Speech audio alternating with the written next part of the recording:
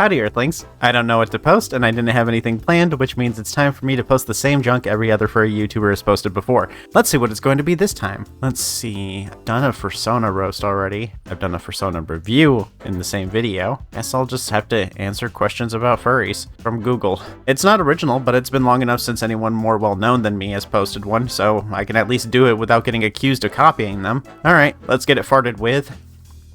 What is the definition of furry? Furry is an umbrella term representing everything furry. Members of the furry fandom are furries, and in that sense, it means people who are fans of furry media who consider themselves to be part of the furry fandom. Furry media is media that shows furries as main characters. Furries are animals, and sometimes non-animals, that have human characteristics. This is called anthropomorphic. It's when human traits are applied to non-human subjects. For most, furries are animals with human characteristics like Bugs Bunny, but I consider any form of anthropomorphism to be furry myself, so Cuphead is a furry. Admittedly, I only do this to be as obtuse and annoying as possible. Why are furries good? I give some more reasons as I go further into this, so I'm just gonna use reasons that I won't be using in future questions, so let's go with the other stuff. Even if you don't like the concept of furries, there are factual benefits of having furries around. Furry conventions generate a lot of revenue for a city, which means the city can improve things that everyday people use, without taxing its citizens additionally. If you have a big furry convention near you, there is a non-zero chance that tax revenue generated by them is also paying for having your roads paved, paying for social security benefits for your elderly, paying for public transportation, and even SNAP benefits, as all tax revenue goes to the city and state and then is put back into these public programs. Furry conventions also generate a lot of money for charity programs. Midwest Furfest has generated $1.13 million for charity since 2000. Furries also come from a variety of backgrounds. You'll find furries working in services that you use daily. Like lots of furries are in tech, engineering, art,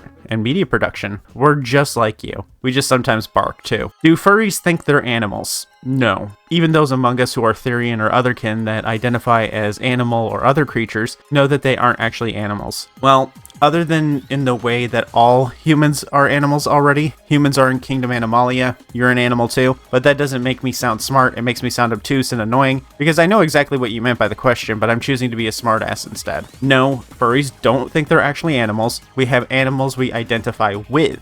Therians and otherkin have ones they identify as. But for the most part, furries identify with a sort of animal. It's different with and as. Usually one that is their fursona or a character that they made. I do not believe that I am half shrimp, half sheep, fully alien. More accurately, my fursona is a chimera. I do not identify as a sheep, shrimp, alien, nor a chimera. But there are personality traits within these two characters that I do identify with. The mixture of the two entirely unlike things in the sheep shrimp and the alienation associated with being not the norm is something that I relate to. The chimera I relate to because each head has a different personality and identity, and I feel as I've grown as a person that my identity has changed. The person I was no longer being someone I recognize as myself. I may not think that I'm an animal, but at times I feel I do not count as human. But that's more in a philosophical sense because I find it hard to relate to my fellow man. To some extent, I'm afraid of fellow humans. Our cruelty is without compare, especially when it comes to social outcasts. I fear that being myself would result in the social isolation and the cruelty of those who are among the norm. Every time I've stepped out of what people expect of me, I am met with punishment. But that has nothing to do with being a furry. We call that an existential crisis. Anyway, no, for the most part, furries don't consider themselves animals. I have a video on the end card that goes into much more detail. Do furries have a flag? There have been flags made, but I don't necessarily agree with the existence or the need for one, so I don't think we need symbols of pride, and I feel that it detracts from actual sexual and gender identities while also contributing to people conflating furries with a sexuality. I think it just makes things more confusing. I think the label is useful, but I think using pride symbols just leads to further misunderstandings about being a furry.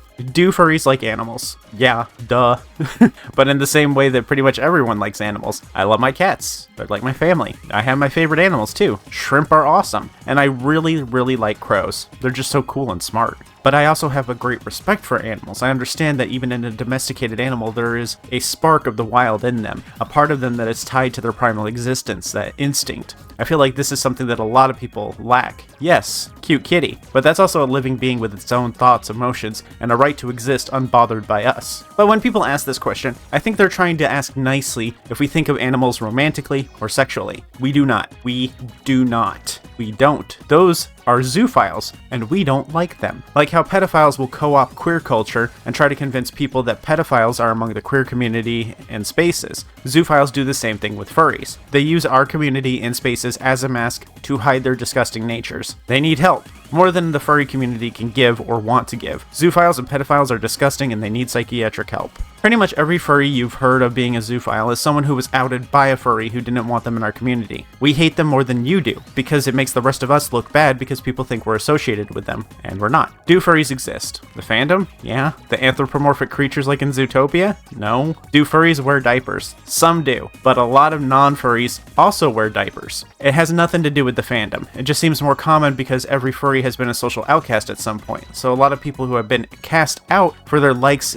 tend to gather under the furry fandom. This creates pockets of like-minded people within the fandom who talk about their interests among others who are similar. Furries who wear diapers are called diaper furs, and the community opinion on them is mixed. I don't give a damn as long as they don't talk to me about it and aren't hurting others by doing it. Do furries have rights? Too many, some might say. I'm joking. Furries have the same rights as any other human. Do furries wear tails? Yes and no. Some do casually out in public as like an accessory. Some wear it as part of their fursuit. I have a tail for my fursuit. Others don't. If I'm not in my fursuit, I'm not wearing it. I don't have any pictures that I'm going to put on screen because it's in my closet and I don't feel like digging it out. Do furries use the toilet? No, I use your mom's chest. Kidding, but tell her to call me. I have an open weekend. This question is obviously from that whole thing where conservatives were making up the lie that schools put litter boxes in for furry students. The schools accused of doing so were called and confirmed that they don't do that. But that never made news because it's not as exciting as lies and sensationalism. I appreciate that people are Googling it to learn whether it's true or not, but it should be common sense that people in schools don't do that. Have you ever smelled human feces that wasn't in a toilet before? I used to work as a government-provided assistant for the disabled and elderly. I also worked in a retirement home, and I've worked in a gas station where the sewage backed up onto the store floor. I've definitely seen poop where it doesn't belong and have smelled it. I don't think anyone could squat over a litter box while smelling that and not puke. Why are people furries? Because of Disney. To be more specific, it's because of the art, connection, acceptance, and fun that being a furry brings. If you throw people out of social circles for being weird, they're going to go to places where they are accepted. Usually, that's the furry fandom. As a queer person who was raised in a rural town, I have been a social outcast most of my life. I cried the first time that I saw a gay couple holding hands in public because of how I was treated for being queer my whole life. I just never thought I would see that sort of thing, because I was taught it was so unacceptable. Furries, even if you aren't one, will accept you for your weirdness. Sometimes they'll make you a better person too. A lot of what I experienced put a lot of homophobia into me. I was made to hate myself and people like me, and it's something I struggle with. But the furry fandom helped me unlearn a lot of that hate for myself. My extended family might not accept me for being queer, but there's a country's worth of people out there that praise me for being myself. Honestly, without the furry fandom, I can't even guarantee that I'd be alive. It's also fun and the art is really cool. Why are kids furries? The prominence of the furry fandom and their presence in everyday life has helped kids discover them. Furries don't tell kids to stop being weird like their parents and peers do. We don't tell them to stop having fun. If they're queer, we don't tell them to stop being gay or stop acting feminine. We let them be themselves. If there were more non-furries who were more accepting who did that, you wouldn't have as many social outcasts seeking acceptance. It's not that furries are making your kids furries, it's that you're making your kids furries by not accepting them for their weirdness. Also because it's fun and the art is really cool. Kids are naturally artistic. It's in human nature to create. Furries are a community dedicated to the practice of all arts. Sure, they'd prefer if the painting of Venus was a fox lady, but they still think that the painting is good. Kids are also furries because animals are cool. I remember pretending to be an animal as a kid, and you probably did too. Did you never play pretend? If so, I feel bad for you. Playing pretend is an important part of social development and can help children find their place in society and help them develop their own identity. If you never played pretend, did you just always do what you were told? Did you do anything that was just for you? Yeah, now it's your turn for an existential crisis. Why are furries bullied? Because it's in human nature to create outgroups. Even furries do it. You need to create an enemy, and when there isn't one, you'll make one. Humans can't stand peace. It makes them restless. Furries are weird and we're a community of social outcasts. We don't act like the normals. We're also a primarily queer community, so we're an easy target. You need a scapegoat so you never have to stop and reflect on yourself, because if you did, you might find out that you don't like yourself so much. I should just call this the Existential Crisis Edition. Why are furries at Pride? because of the horrible things me and your dad do when your mom are out of town, but also because furries are primarily a queer community. It's the social outcast thing again. But also, furries don't have as many walls that we put up. So a lot of people find out that their sexuality isn't as rigid as they thought once they get to know more queer people. I think that's another reason why straight people don't like queer people, because they might find out that they're not as straight as they thought. Studies have shown that human sexuality isn't as simple as gay or straight, and that more people fall along the lines of bisexual or pansexual. I think straight people are scared that if they meet and really get to know queer people, they might find that they aren't as confident in their sexuality as they once believed. I understand, that can be scary. To go along with the theme of existential crises, believing yourself to be straight your whole life, then finding out that it's not that simple, it's devastating. Even if you heal from the total change of your worldview, you'll still have the aftermath. You'll forever be consumed by thoughts like, why didn't I come out sooner? I could have lived my whole life happier had I been more brave, had I not been afraid to be myself. So, I don't know, try kissing a non-binary person, you might like it. Why do furries get hated/bullied? People don't like it when you're different than them, but don't worry, we're all used to it. Why do furries use Telegram? Stickers. They're like emoji, but you can make custom ones. Furries like to make sticker packs featuring art of their characters. Furries will always take an opportunity to use their art for something. Why do furries wear fursuits? I think it's probably the same reason you like to dress up on Halloween, because it's fun. Halloween is one of the few times during the year that adults can play pretend and have fun without anyone giving them crap for it. Being an adult can often be a joyless experience when you're following the rules of adulthood. It sucks. Fursuiting is like a bonus Halloween where we can dress up how we want and play pretend and just have fun without a bunch of judgment. Some people even think it's cool when we do it. Why do furries dress up as animals? Same as the previous question. Instead of dressing up as vampires or Frankenstein's monster, we dress up as a character we made. It's fun. That's the reason for most of this stuff. We find it fun. Why do furries like pool toys? That's a kink. I will not explain further. Why do furries say, oh whoa? This is a part of furry terminology. It's an emoji sort of thing expressing a sort of bug-eyed cartoony face. One showing great interest in the subject being viewed. Uwu is another one. It's a form of shyness. Look at it like it's a face, with the W representing the mouth of a cat, and the letters on either side representing the eyes. Why do furries wear harnesses? If they're in a fursuit, it's to help guide them around. Fursuit heads can restrict vision and dull the senses, making it much harder to be fully aware of your environment. Your awareness of your surroundings is much more than just your eyesight. It's a combination of the senses. So when the eyesight is heavily restricted and your hearing is heavily restricted, your awareness of your surroundings is heavily dulled. So the harness allows an assistant or handler to stop or move the fursuiter so that they don't hurt themselves or others by accident. There's also an overlap with kink culture like BDSM too, but for the vast majority it's just an assistive device to prevent physical harm. How do furries wear tails? Usually there's a belt loop on the tail or it's a clip-on. How do furries go to the bathroom? This is the letterbox question again. Unless this is supposed to be how they do go to the bathroom in their fursuit, that one is kind of interesting. It's like a spacesuit. There's a bag inside that just catches everything. I'm joking, obviously. If it's a full suit, they have to fully get out of their suit. I'm sure they try to avoid it if they can, because I wouldn't take my $4,000 carpet into a public bathroom. How do furries stay cool? We just be ourselves. But in fursuits, we have a few options. Some fursuit heads are large enough to accommodate a couple PC-sized fans. They also stay hydrated, and some will wear a cold pack vest. It's a vest with pockets filled with ice packs. How do furries dress? Usually the same way everyone else does. Normal clothes. The only real difference is what's on our t-shirts. Furry t-shirts usually come with big furry brands like Hyena Agenda, Nomad Complex, or some independent artists. Furries have a sort of microeconomy, where we try to keep money within the fandom when we can. We commission primarily other furries to make stuff for us, and when we do commission other furries, we tend to be particularly passionate about supporting our favorite furries within the fandom. This is why a lot of companies try so hard to break into the furry fandom with their own products, because they know that if it's within the furry fandom and it's made by furry fandom members, we're willing to spend a lot of money, sometimes extra money, on things. How do furries eat? Usually there's a location in furry conventions that only fursuiters are allowed in.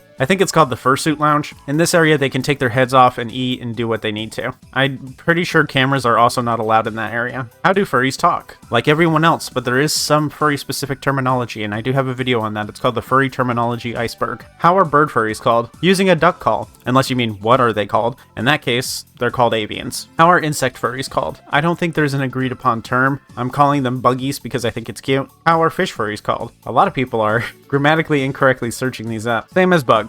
I guess aquatic would probably work. Fishies. How are people attracted to furries? Alright, an interesting one finally. People like furries in an adult way the same way dudes like Jessica Rabbit. It's how the character is depicted and how that character appeals to the individual's tastes. It's not that they specifically like the animal aspects, it's how they're depicted and then that spreads outwards. So it starts with sexy depictions, poses, proportions, then the animal traits like a pretty fox girl are associated with that. These characters are often drawn with more exaggerated expressions too. Basically, the artists are perverts and they turn us into perverts too. But there is more to it than that. I don't find Robin from Robin Hood attractive because he's depicted sexually. He's not. I find him attractive because he's funny, smart, handsome, clever, and heroic. It's not the animal part that I like, it's the humanization of him. I'd be attracted to a human person that depicted those traits too, because I find those human traits appealing. But there are people who like Lola Bunny because she's depicted sexually. They made her hot because us as an audience need to understand why that makes Bugs feel the way he does. As a consequence, the things Bugs finds hot about her are things others find hot about her. It's not the animal, it's the human traits that are applied to them. How are furries allowed in school? Furries are people who like furry media. You can't ban someone from school for liking Paw Patrol. That's stupid. Now, there is a situation where furry paraphernalia can be banned from school, which might get a student banned. If wearing something like a tail and ears to school results in bullying or a classroom distraction, then they might be asked to remove them. They might also have them confiscated. Either way, if the child doesn't comply, they might get suspended or detention. The short version, furries can't be banned from school because the definition of furry is way too broad. But furry stuff can be banned, and usually is. How are furries and Therians different? I said this earlier, but furries identify with a persona of their creation. They don't identify as an animal, they identify with an animal. Identifying as is saying, I'm a fox. Identifying with is saying, I relate to foxes. They're clever, and so am I. If you catch a furry in a fursuit, they may say that they're the species they're dressed as because when they're in a fursuit, it's a sort of performance. Same with online. But they don't actually believe themselves to be a fox usually. A Therian is a person who identifies as an animal. I'm not one, and I will not be speaking on behalf of a community that I am not a part of. Someone who is Therian will likely comment their experience in the comments. They usually do. It's their choice whether or not they want to, though. How are furries made? This is a broad question. In the sense of being a member of the fandom, a furry is usually made by them discovering furry media and enjoying it. You ask a furry what made them a furry, and they'll give you a variety of answers. Millennials and Gen X will probably say Looney Tunes or Disney movies. Gamers might say Ratchet and Clank. A lot will say Robin Hood specifically. Younger generations will likely say Zootopia. It's been almost 10 years since the first one. A lot of people who watched it in theaters are adults now. If you mean personas, usually a person designs a character based on a species how they feel fits them. In real life, I have very poofy hair, so I pick a sheep a lot of the time. My main persona right now is actually a chimera. I relate to the idea of being three people, not in the sense that I'm actually three different people in one body, but more in the sense that I have three versions of myself that I present to others. My real self, the shy self, and the serious self. But I've also started relating very heavily to moles. Then when you decide on a species, you decide on the body type and proportions. I'm almost 6 foot and wide, and so is my chimera. For the mole, I like the idea of being a funny little fella. For the one you're looking at, this is a character that I designed to represent this channel. I made them to be eye-catching and made them with the intent for people to comment, OMG, your Sona is so pretty. And yeah, I get that comment a lot, so mission success. If you mean fursuits, you make a fursona, and hopefully it's one that translates well into a fursuit. Small patterns are hard to do. Then you commission a fursuit maker to design and put the suit together. A partial costs around $1,000, and a full suit is closer to $5,000.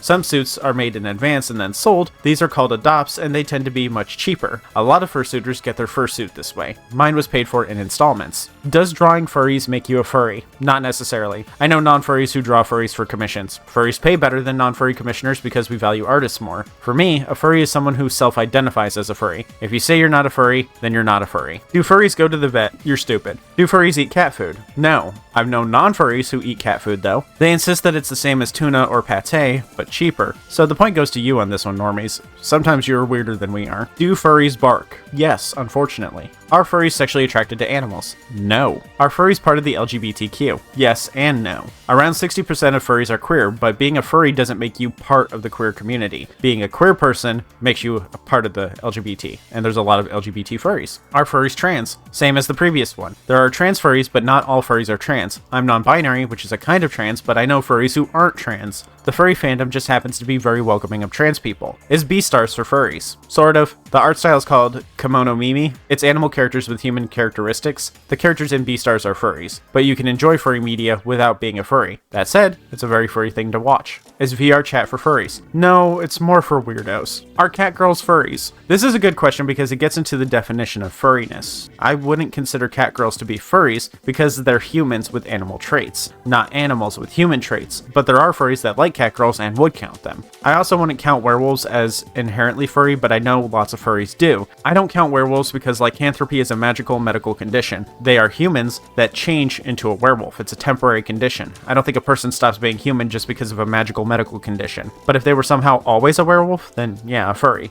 Back to the cat girl thing though. Human with animal traits. That means that vampires would also be furries. Are Pokemon furries? Yes and no. Many Pokemon in the series are capable of human speech and thought. That's a human trait applied to an animal. Also, Lucario is a dogman, which is a common type of furry. Some Pokemon fans have a Pokesona, which is just a fursona. While being a Pokemon fan doesn't make you a furry, I would debate that if you have a Pokesona and the Pokemon Mystery Dungeon is your favorite Pokemon game, then maybe you need to consider that you might be a furry. Is Fortnite for furries? It's for people with no self-respect. Is furries a sexual term? No. Do furries have sex in fursuits? I never have, but I know some who have. You have two kinds of fursuiters. I spent $4,000 on this. There's no way I would desecrate my suit with sexual intercourse. And I spent $4,000 on it, so of course I'm gonna fuck in it. Fursuits are hard to clean. I'd never do it for that reason alone. Is furry a gender? No. Why do furries fear cheese graters? You know I had to leave on a good one. I covered this in my Furry Iceberg. It's one of my most viewed videos, but the cheese grater is kind of far down. The cheese grater incident, as it's called, I don't remember it exactly.